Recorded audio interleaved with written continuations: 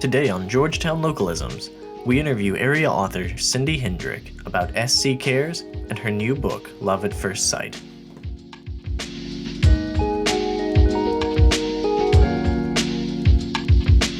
This is Love at First Sight, which is a sequel to Tales from SC Cares. Similar in design. There's 12 stories about different animals though in this book versus the first, and we use real pictures that we've taken or that volunteers had taken or tours over the years, and I think it really helps to see a real picture rather than cartoon. Don't freak out about this one. That's the snake. He's a very sweet snake. But anyway, so yes, I just wanted to share some more of those animal stories. They're just so amazing. Their lives were not what they should have been. And even with us, a lot of them should have been in the wild somewhere. That was where they were meant to live. But, the pet industry's taking them in and they make money. So, that's where greed comes into play. So.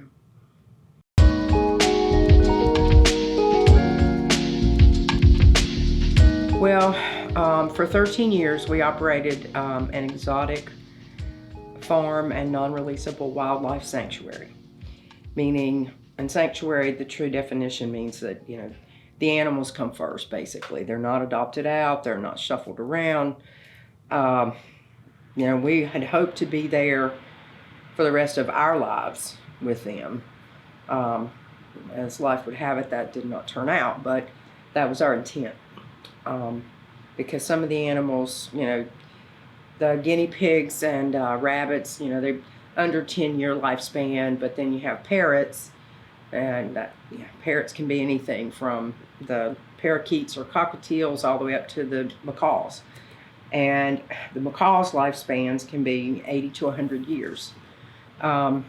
So we just wanted to save them the suffering and the abuse of being the hate change. So every time they had to go to a different place, or, that's why people get them and they say, well, if I don't want to keep it, then I can find somebody else that'll buy it. Or either, then they're upset they have to give it away. But, that's not what's best for the bird.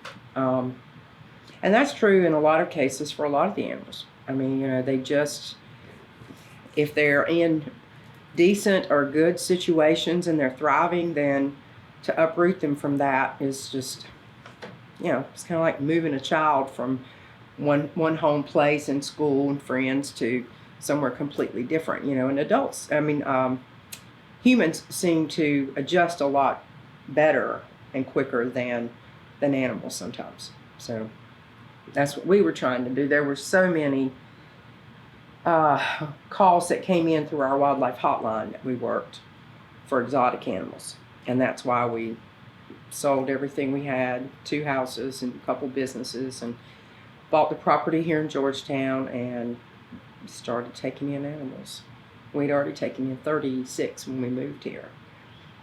But, and it just, there's so much need and not enough places and a lot of sanctuaries, and maybe they do better that way, to focus on one particular type of animal, one species, rather than come all, all are welcome, come one, come all. But, we had to be so careful about who we said yes to and what we could actually do. And, at times it was overwhelming, and then turning them away was even, more overwhelming, because I try to find other places that they might be able to help, but, or to help the animals, but it's just not a lot of them out there, and the ones that are good are full.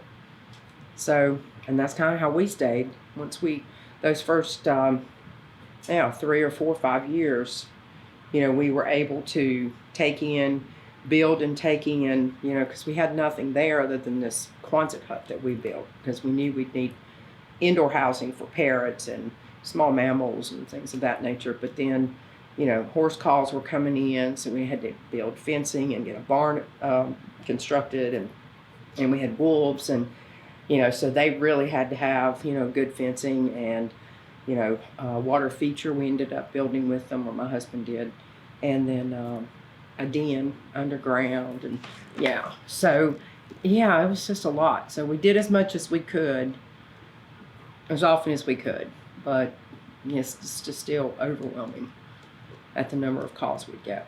We turned thousands away, thousands in those 13 years. It was stressful.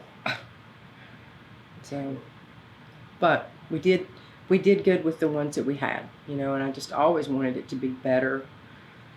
Their enclosure's bigger, we clean as often as we could, but I wish we could have cleaned everywhere every day. It's just not humanly possible with that. We had 150 animals on average throughout the 13 years. At one point, I think 176 was our highest count. So, yeah, it was overwhelming. I enjoyed it in the degree that, I felt like I was helping the animals, and the bonds that I formed with them were amazing. And that's kind of what I write about, not just my bond with them, but their bonds with other volunteers and their accomplishments, what they came there with, and these problems they had, most psychological. Then they were able to, with what little we knew, what we were able to help them with, they were able to overcome it and actually trust humans again. That's why having to close and move them somewhere was probably one of the most devastating things I've ever experienced. Even compared to finding out that I had cancer. Having to make that decision and then telling all of them goodbye, finding the best places I could possibly find for them, and not being able to fully be able to explain to them why this was happening, So, anyway.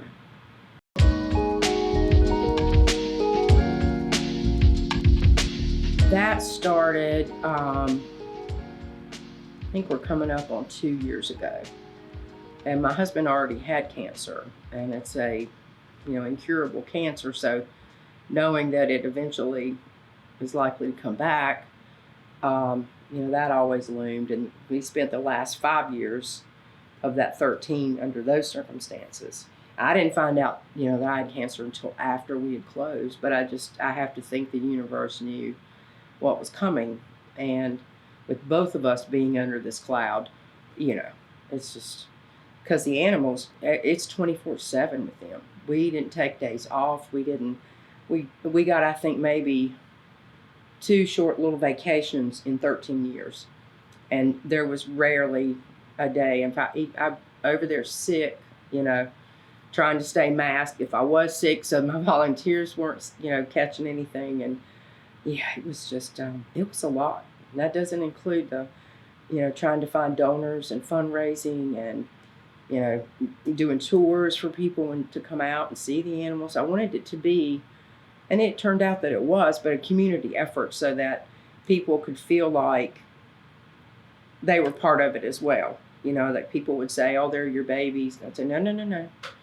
I didn't claim that I'm their mommy thing. That's kind of silly to me." But, I wanted it to be like, these are individual creatures and we can all care for them, And they liked some of us and some of us they didn't like, So we let them choose, But, yeah, I don't know. It was definitely a journey I would not change or go back. I would do things differently maybe, and I'm not even sure what, to tell you the truth. But I certainly would not give up the experience that I was able to have with those animals for anything. So it was definitely worth it.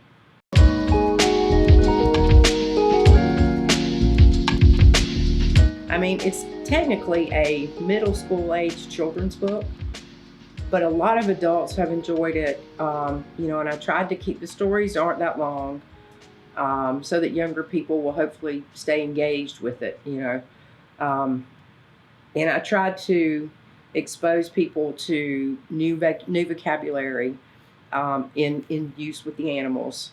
So then we did put a vocabulary section in the back of the definitions of these words according to how they were written in these stories.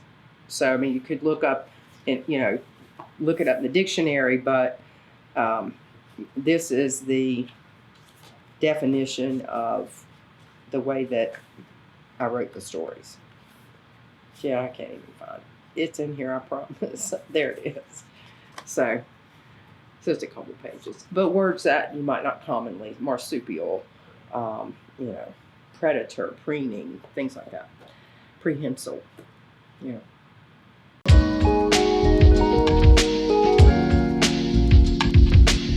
Like I was saying, that was such a heartbreaking, traumatizing event. It took me, I'm still not quite over it. I think I'm finally on the tail end of, what I feel about it and how painful it was. But not only missing the animals, I also missed telling their stories and sharing them with people, with humans, so we could make that connection, which is, the first mission there was to take care of the animals and give them the best life we possibly could.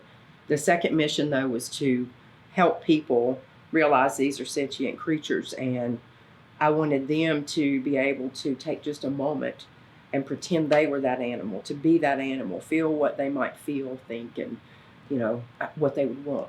And that way, especially for kids, but adults too, once I could see that light go off, I knew that there'd been a connection. Now, what happens after that, I cannot say, but at least their connection was made, so that people can care about them. They're not, I don't want to get preachy, but, even our cows and pigs and such are not, they're actual living individuals. They're not just a product, So anyway, that is kind of what I was hoping. And I know these are exotic, and we did have farm animals as well, like I said. And it was amazing how many adults did not realize cows don't produce milk if they're not pregnant or having a calf. So being able to share that information, and not in I was never, you can't get to people if you're overbearing or you have an attitude like you're somebody. So I was always humble and tried to just explain what I thought, and I'd always say, this is my journey, it's how I feel. We all are here to live our own journeys, so this is what I think at the moment. So anyway, just to just kind of give them something to think about.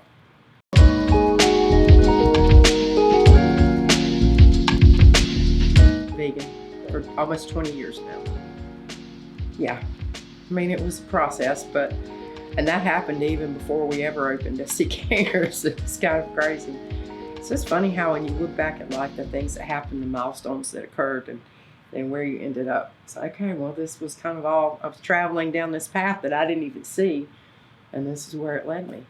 So telling these stories, which is why, and I thought maybe it would help me process it too, process the loss of not having them anymore, not being able to do for them, by writing these little stories to share with people. So it's kind of a selfish thing too. I had no idea they'd even get published though, honestly. I wrote some stories. I knew I had tons of pictures. And I called the library, and Heather said, well, you should send those to Linda Keytron with Class Publishing, and see if, see what she thinks. I said, okay, great, thank you. And sure enough, we have a book going to print, It's like, wow. I was shocked. And then I just started writing stories, and then the second book ends up, appearing for me. I'm really grateful. It's taken a lot of pieces and parts to make it all come together. And that's why it's just a little book. It's not any holy grail or anything, but I hope that people will read it, enjoy it, and remember something about it. Take something away with them, that's here, so that it'll just help them. Like when I see animals that are hitting the road, it's like, a lot of people do that because we love other creatures. We're not machines.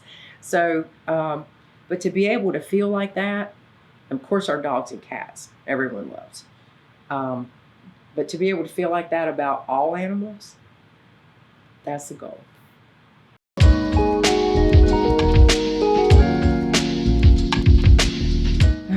Yes, parrots, birds. Out of the 150 average, there were at least 50 parrots. And they ranged from the little cockatiels all the way up to macaws. We had, I think it was 14 macaws before we closed. And cockatoos, the white birds with the crest that, everybody loves. And they are great. They're all wonderful. They can be. But they're just not meant to be pets. And they're certainly not meant to be pets for people that don't know anything about them or don't know what to expect, And it's that impulse buy that, and that's why I wish that, I wish there was no way that people could breed and sell these animals. That would be a huge dream, to be able to lobby and make laws, black market or otherwise, just to not be able to, it's not a pocketbook or a doll. It's, they're living creatures. They have desires and needs. And anyway, and a lot of people don't research that. They buy those little sulcata tortoises. We had 26 tortoises when we closed and placed a big majority of them at Izzy's Pond. But then we had a couple of other sanctuaries that took 2 and 3 in groups. But yeah, they get this little, baby tortoise, and within 5 years, it's, 20 plus pounds, and it's large, and you can't keep it in your house because when they go to the bathroom, it's a lot, because their bodies hold, because they're usually, in the desert, that's where they live, and their bodies hold all that, retain that fluid until they know they've got an ample enough in their bodies to, maintain and keep living. So then that's when they go to the bathroom. So, and of course, then the poop that's a whole other story. People were amazed at how large their poop was. So I'll just say that, leave it there. But yeah, it's, they just don't research it. And they live 100 years if they're treated right and their health is good. So how many people do you know are going to want to keep a tortoise their entire lifetimes? Because even as an adult, they're still not, if the tortoise is cared for, it's going to outlive them. So anyway, yeah, parrots, tortoises, wolves, and wolf dogs. We had 2 different packs of wolf hybrids, and then 1 full-blooded pack of wolves, and then at most 6 horses usually, because thankfully, because our meat was donated to feed the wolves, because all they ate was raw meat. But which being a vegan, it's hard for me, but I just put gloves on and I tell them, this is what they eat. This is what they eat. But the horses were the most expensive to care for, with everything that they need. The farrier come out and do their feet, and of course their vet visits, just if anything happens to go wrong. And it seems like in older horses, there's always something going on, to worming, to vaccinations, and it's just, it goes on, and their feed.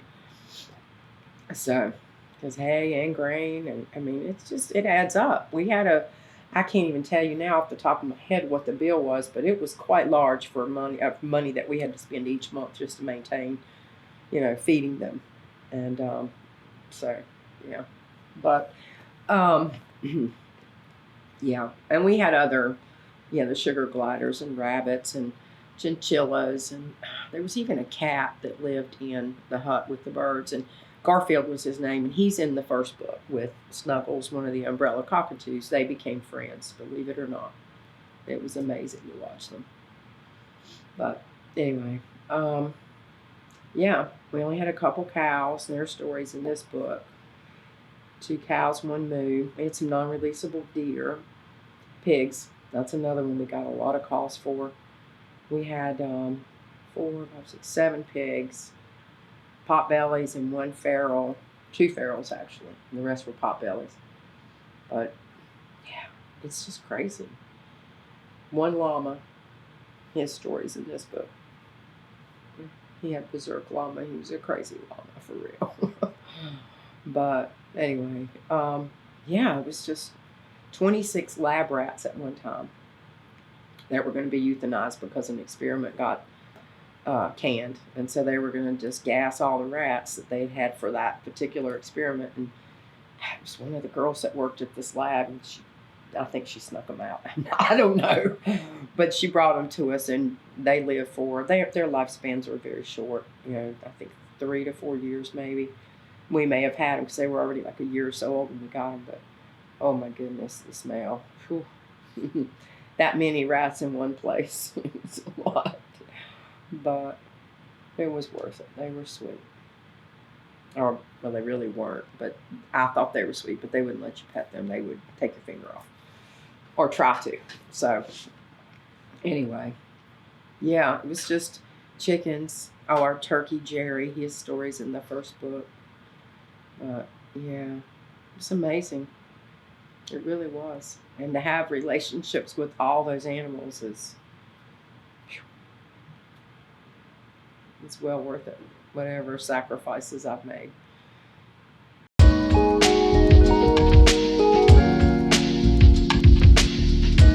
Okay.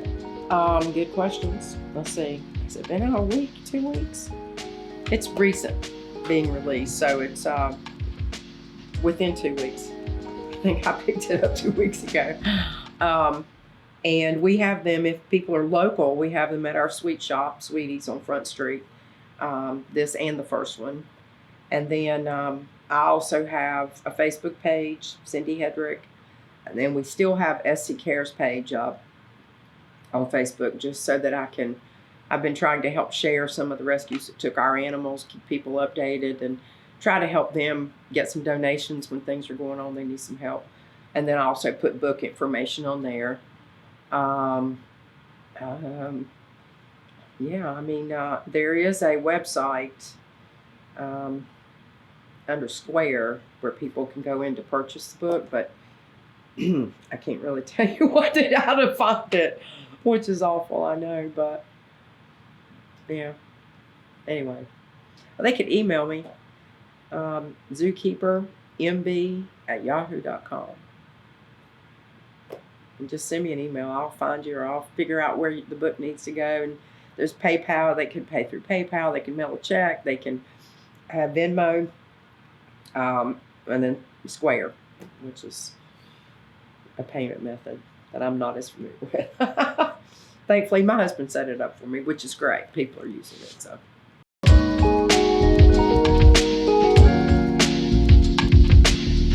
I just hope that people will at least give it a try, read it, and I mean, everything I've heard, now of course I don't know if people are going to say something bad, they probably wouldn't tell me, but everything that people have told me is that they really enjoyed it and it was wonderful. So I hope that more people will at least give it a read and see.